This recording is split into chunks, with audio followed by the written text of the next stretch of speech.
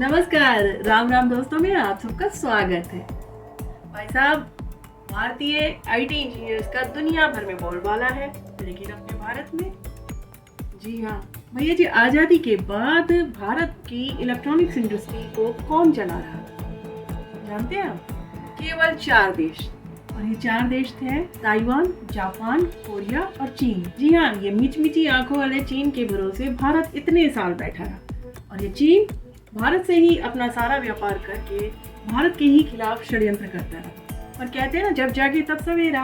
और जब हम भारतीयों की बड़ी बड़ी आंखें खुलती है ना, बस समझ लीजिए वे अपनी में आने पर देर नहीं करते। तो सबसे पहले चीन की जड़ें काटने के लिए भारतीय कंपनियों ने रातों से लड़ने की ठान ली है। बातों से नहीं, रातों से लड़ने की ठानी है। और ऐसा लगता है कि अब भारतीय कंपनियां बिल्कुल भी रुकने के मूड में नहीं है।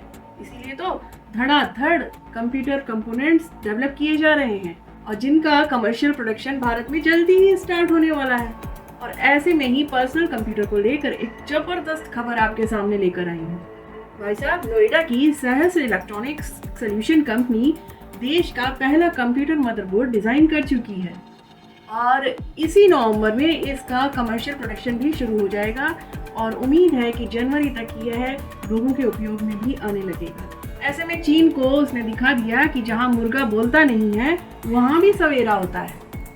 और अब तक भारत में डेल और लेनोवो जैसी कंपनियां डेस्कटॉप को प्रोड्यूस करने का दावा करती थी, लेकिन सच्ची में तो वो भारत में यह इंपोर्ट करती थी, क्योंकि अपने यहाँ तो हार्डवेयर का प्रोडक्शन अभी तक होता नहीं था।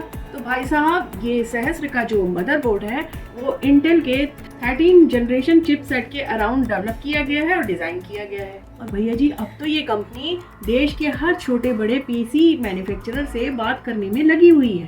तो तय मान के चलिए कि चीन के कंपैरिजन में भारत का यह मदरबोर्ड 10 से 15% सस्ता होने वाला है। और हो सकता है कि अगले फाइनेंशियल ईयर में आप इन मदरबोर्ड को नए कंप्यूटर्स में इस्तेमाल होता हुआ देख लें। लेकिन स्टोरी यही नहीं खत्म होती है भाई साहब। ये सहस्त्र जो कंपनी है, ये भारत में मेमोरी चिप प्रोडक्शन में दूसरी कंपनी बन चुकी है।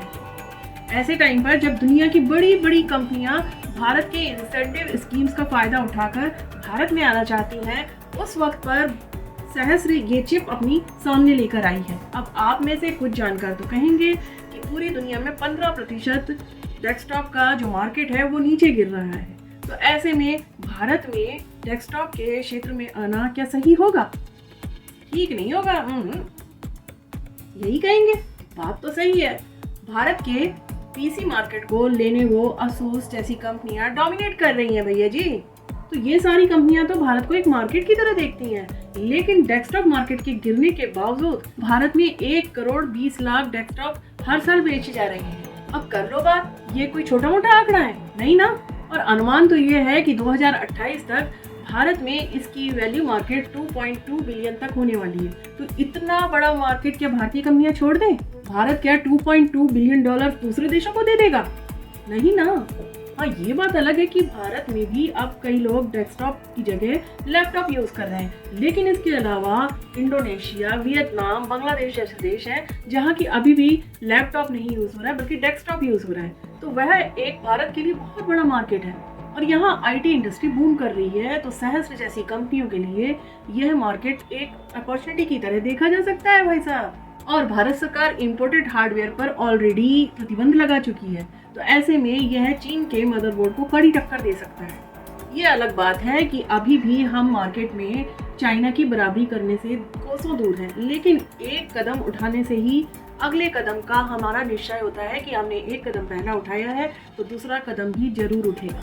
सहस्त्र के इस कदम को उठाने से नए स्टार्टअप्स को बहुत ज़्यादा मदद मिलेगी, जिन्हें ओवरसीज मार्केट से पार्ट्स को लाने में, इंपोर्ट करने में दिक्कत होती है। अब उन्हें वो पार्ट्स सहस्त्र के द्वारा मिल सकते हैं।